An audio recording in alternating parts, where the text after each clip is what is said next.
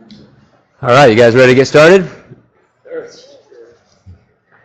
You probably know the topic because you came to the class. So we're going to talk about holidays, events, how to not just survive them. You guys know how many pounds the typical American gains during the holidays? Any stats on that?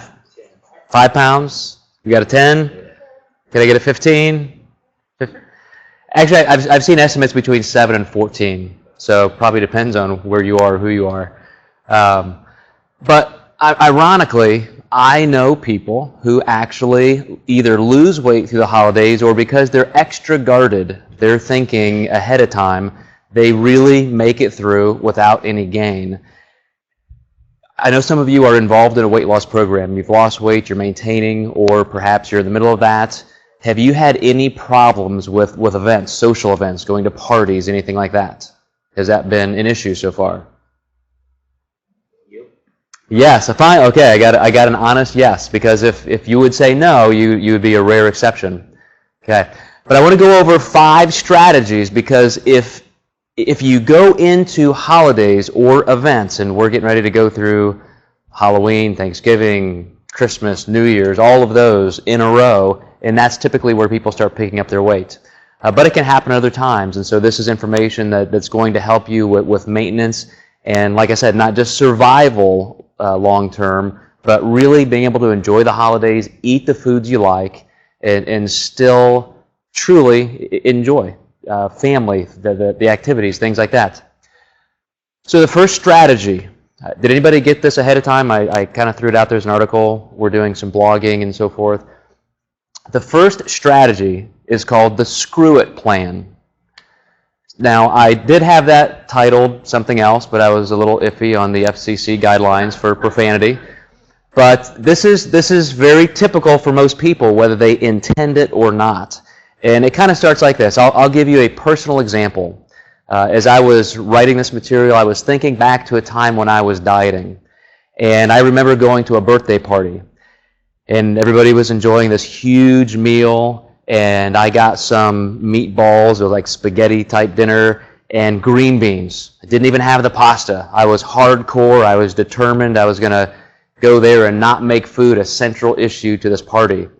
So as I'm eating my meatballs and green beans and I see other people eating bread and pasta, I'm just getting madder and madder. And so I eat some more meatballs and green beans, and then they start eating cake. And so now I'm just really like, oh, this is awful.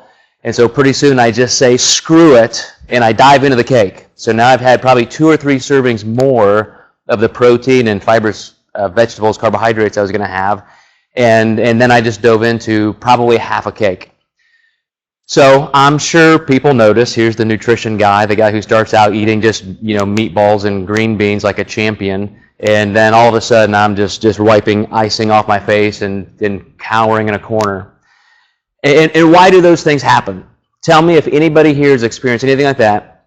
Why would somebody who was resolved to do something different end up in that situation? Yeah, exactly. You can kind of just let things you're thinking about it too much. You're too much in your head. You're thinking about it. You're making food a central issue. That's one part of maybe mitigating this type of strategy. Has anybody ever done that? I mean, just where you really are focused on food so much and you really think, I'm not going to do that, and then you do it anyway, and it's probably 10 times worse. Had I just gone in and had a normal dinner and a piece of birthday cake, would have been a much different outcome. But I want to talk about some of the tangents in a strategy like this, because you can have that mindset going in to just say, look, this is a party. I know I'm dieting, but I'm going to go in there. I'm going to have some cake. I'm going to enjoy it. Matter of fact, I'm going to make it a huge meal, and guilt-free, shame-free. I'm just going to eat and not just get it out of my system. That may not be appropriate with our psychologist in the room here. But I'm at least going to do that. I'm going to be honest with myself, say, look, I know I'm not going to do this. I'm not going to just pretend that I'm going to behave and so forth. I really want that cake, this meal, so I'm going to do it, and I'm going to take care of it later. So this is another bifurcation in the path that you could follow. One is that if you just do let that shame and guilt just permeate you and you feel awful because you failed. I mean, trust me, I walked away from that dinner that evening feeling like I had failed because I was on a real diet. I was in the middle of great progress, and in my mind, that was a catastrophe. So how do you think that affected me for the next day or the next day or the next day? It's a lot harder to get back up on the wagon and keep going once you feel like a failure. So this is a legitimate strategy when I say this is the screw it plan, to say I'm going to go in without guilt. I just know it's going to be a big meal, and I'm going to enjoy it, which will probably make it less of a disaster. And then I'm right back up the next day, just doing my normal thing. Anybody who has ever had a big day or a big meal, you already know that you can probably mitigate that pretty well within a couple days. It's not uncommon because of all the extra stored carbohydrates that you're going to be up a couple pounds. Remember, a gallon of water, this being just probably 20 ounces or so, this weighs almost a pound. So if you just retain a little bit of water because of extra carbohydrates, it's going to show up on the scale. A pound of body fat is approximately 3,500 calories, more than your body needed that day.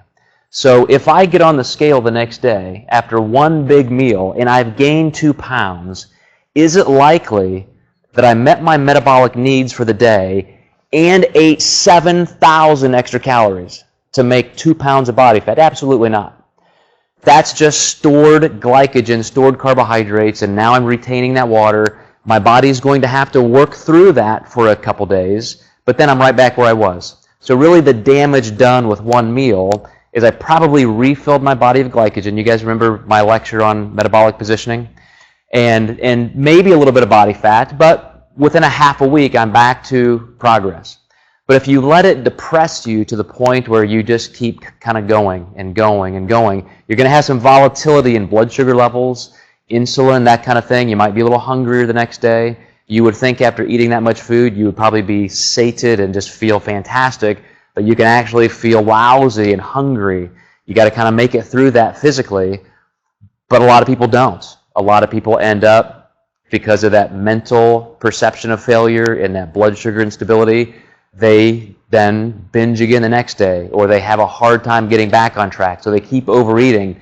And once you've filled up, remember back to metabolic positioning, once you've filled up those glycogen levels in your body, and then you overeat more, what's going to happen? Now you're storing direct body fat. You don't have that buffer zone of just stored carbohydrates that you can store and then work back through fairly quickly. You've done that, and now you're adding new body fat. So if you're going to go with plan 1, the screw it plan, at least try and consider ahead how far you're going to let yourself go, and then resolve in your mind that the next day you're right back on track. That, trust me, I have clients and I know people who do that, and they do it well. They're okay with a big meal. I have a client in Texas right now who has a monster of a metabolism. The guy loves to eat, and he eats big. I mean, this guy, even dieting, can eat probably 3,000 calories a day and lose weight. So when he goes on a weekend bender, so to speak, it's never really a weekend. It's a meal. He has a high meal, kind of a refilling meal, and he might easily gain 3 or 4 pounds. And initially, that would make him nervous, and he would see it only takes about 2 days, and he's right back down. And then he's back to losing more body fat. This guy is losing about 2 pounds a week, but it's that kind of a format if you were to chart it. He has that high carb or that relaxed meal day where his weight goes up 3 or 4 pounds. A couple days later, it's down. A couple days later, he's back to losing a pound or 2 of body fat for the week. And so he sees that throughout the course of, he's lost probably 20 pounds already in just the last 6 to 8 weeks. So again, that's a legitimate strategy. Plan 2, if you guys want a different plan, if you say, well, that's okay for a guy with a fast metabolism in Texas, but I'm here, I just have a little bit and I gain 6 or 7 pounds and it takes all week. So I want to practice a little bit more control. So my second strategy would be go into the room, go into the party. You guys are at a Christmas party, a holiday party with your family or your office workers. and just check out the really skinny, healthy-looking people and follow them around. Just whatever they eat, that's what you're going to eat. Now, I know you're laughing, which is great, but why would I say that? Have you guys ever heard that motivational slogan, if you want something, find somebody who has it and do what they do? Right? Why would somebody who's maybe thin have some secrets that you don't know? Is it possible that they just actually have a plan that you don't know about, or they have a way of eating that they've learned that works well? Let me ask it this way. Consider one of those parties you've been at, and you guys might have a somewhat health-conscious friend, somebody whose weight is in check. How would they handle that kind of a party? What would they do? Anybody? They would eat probably the way they normally eat, which is, thinking precisely about, okay, I need some proteins, I'm going to pick the best of what's here, I want some carbs, just a balanced meal, okay. And then they'll only have dessert if they really, really like it. Yes. Okay, so great point. Kathy said they would probably just eat like they normally eat. So it is possible to go into a big holiday event, something fun, festive, and it's a time where there's a lot of food. I mean, we love those things. I love food. You guys know my love of sugar is legendary. So I'm not going to go to a Christmas party or a Thanksgiving meal and just sit there and sit on my hands and not eat any bad or holiday food. But I'm going to end up probably having some kind of plan in place. What most people do when you really see them, and I'm talking about somebody who's not even dieting, they don't know much about this, they just are naturally healthy. They do exactly what you said, Kathy. They just don't make everything revolve around food. They just don't. They go to a party like that, they grab a glass of wine, and maybe that's, half gone by the end of the night, or they grab a little handful of something, and then you see them off talking to other people, having fun. You don't see them just shoving food down their throat all night long. It's a mindset for some people. For some others, it just comes naturally. But that brings me to my third plan, my third strategy, which is just don't eat bad food. Now, how many people, if I said, this is your plan, I'm your nutrition consultant, and you're going to hit these holiday events, and you can't eat anything bad. You've got to be the guy just eating broccoli off the vegetable tray. Does that sound practical or enjoyable or sustainable? Thank you. Please say no.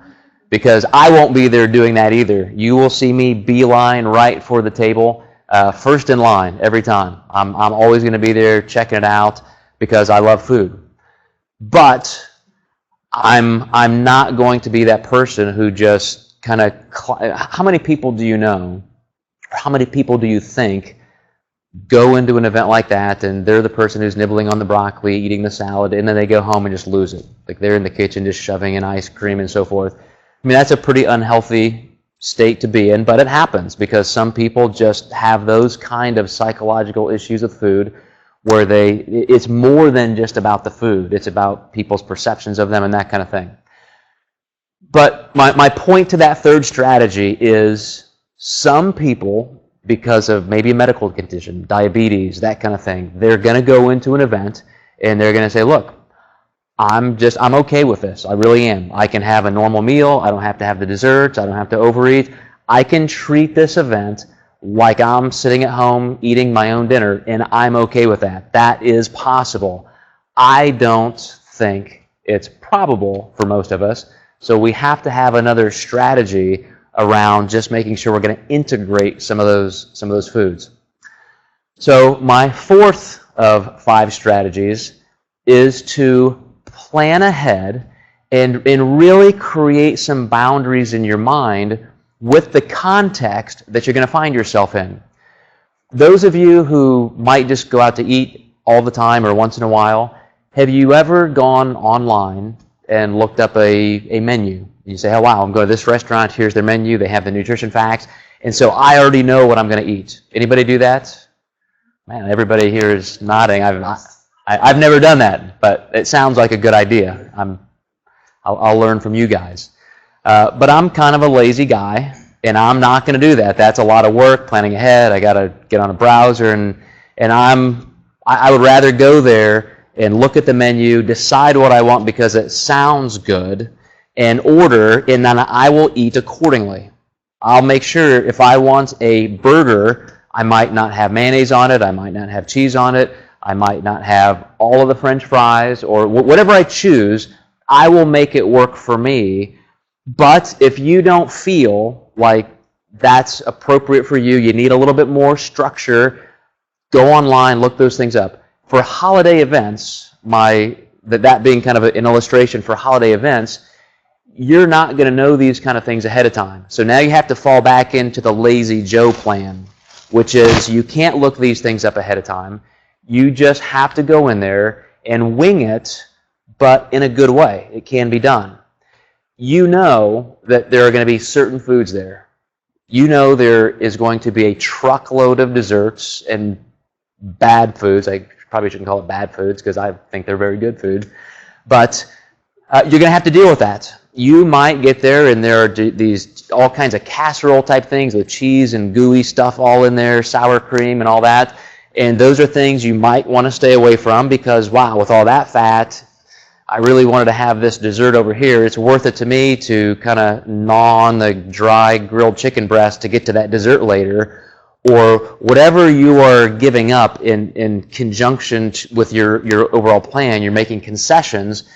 It's a plan that you're unraveling as you go.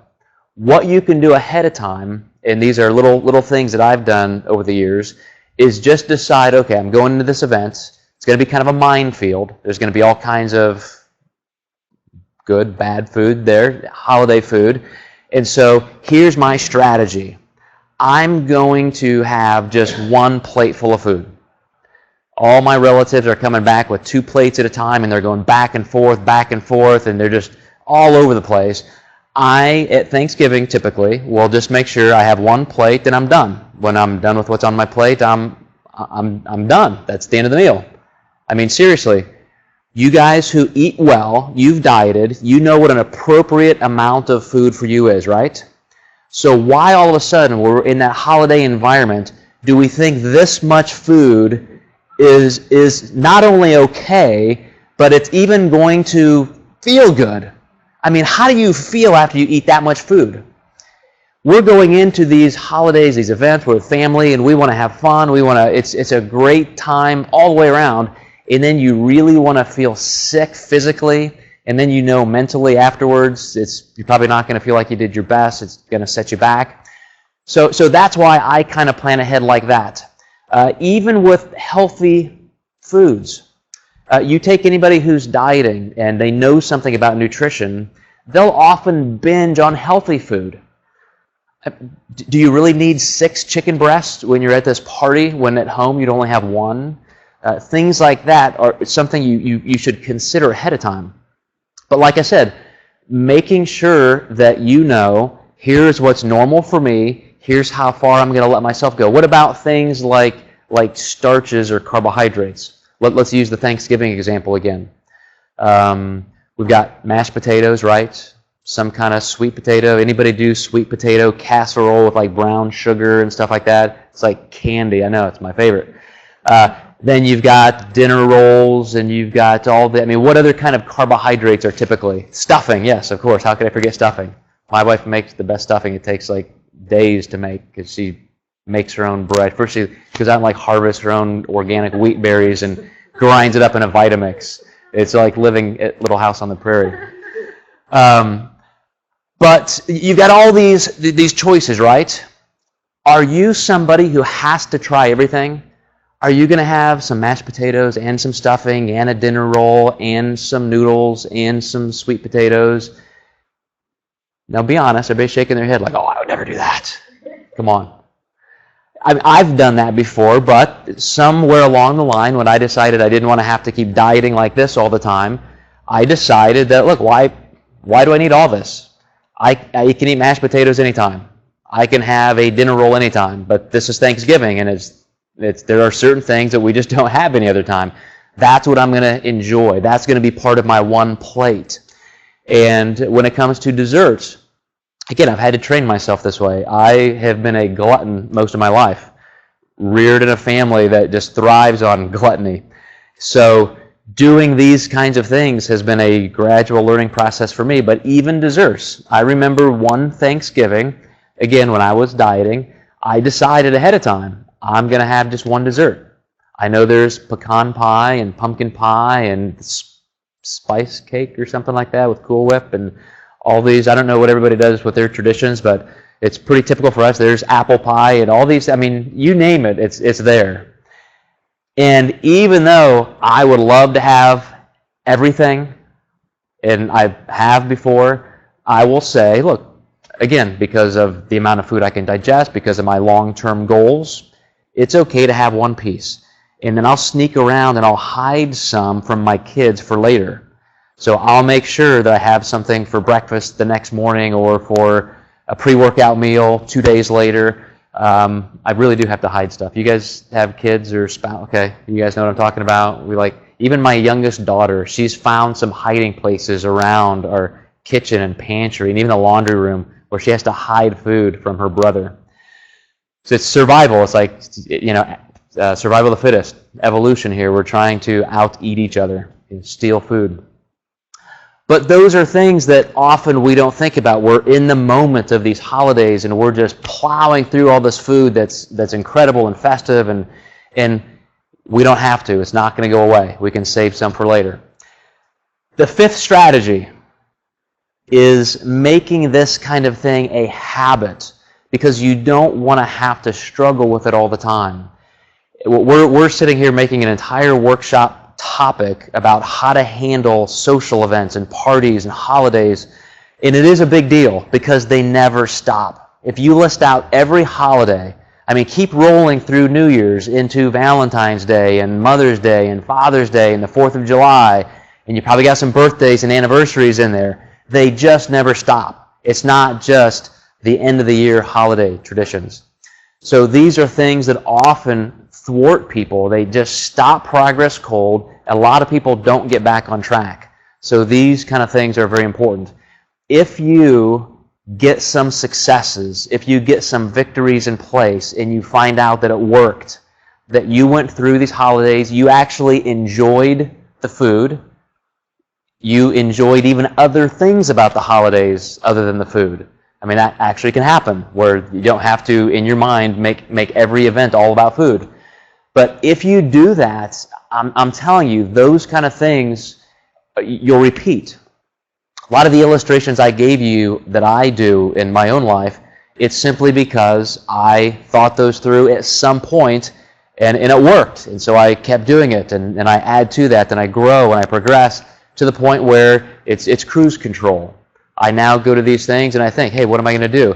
I'm going here tonight, I'm going there this weekend, and is it worth it to me to have this bad food? Or maybe I don't want to do anything there because this is going to be a better party. That's another thing. Somebody said, and they looked at Corey when they said, if it's just not a food I really don't want, why eat it? Why waste the calories in the stomach space that's going to make you feel lousy on food that's not even good? Not to be crass about anybody that I would go to their holiday parties with, but sometimes things are just kind of bought at the store. Here are these Pillsbury rolls or these kind of things. Just all kinds of food that are just not even that good. Save room for the good stuff, the homemade things, the things that your spouse brought and made, or the things that you know are always the best there, and just be okay saying no to those other things. So in the few minutes we have remaining, do you guys have any questions, anything specifically that you might deal with as a health condition, or things that you might just want to throw out there as topic?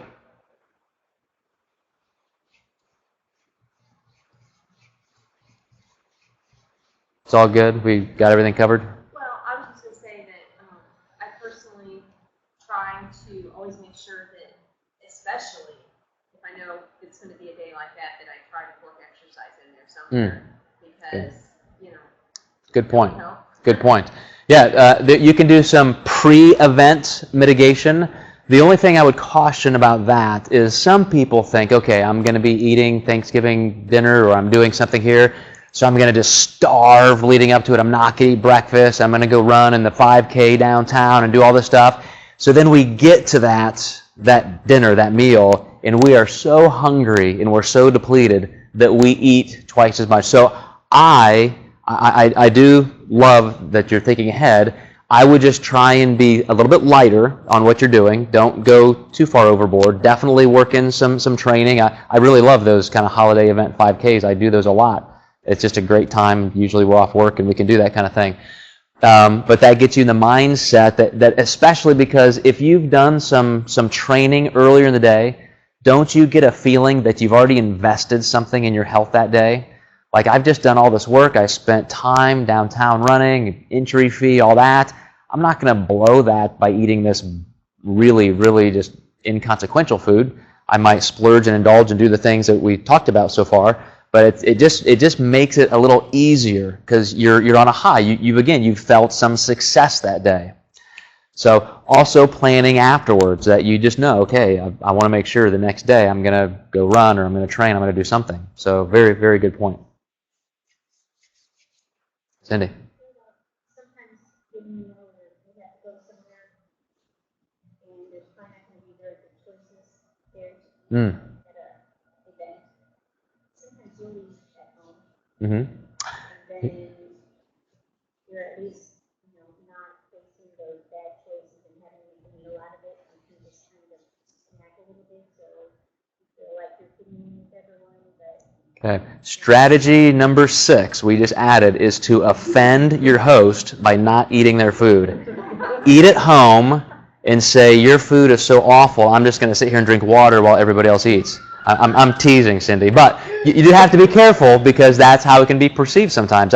Here's what I don't like. I've had clients say, well, my family went out to dinner and we pulled up to the restaurant and I just got out some protein powder and I shook up a shake and I drank a shake in the parking lot and then we went in and while they enjoyed dinner, I just had some water. That's horrible. Seriously, that's horrible. Who wants to teach your kids that that's real life and that that's what good nutrition is? And don't you feel disconnected from them? I totally get your point that you don't have to make it all about food, but you might make sure you're not as hungry, so you've eaten a good, healthy meal at home, and then you can just say, well, maybe I'm going to eat a good, healthy meal here, and I'll go have dessert. Or I'll get a plate and kind of pick through it, but I definitely would avoid my exaggerated illustration there of just making, everybody feel offended that you're not even eating. That's the worst thing you'd ever do socially. So, great point, though, Cindy.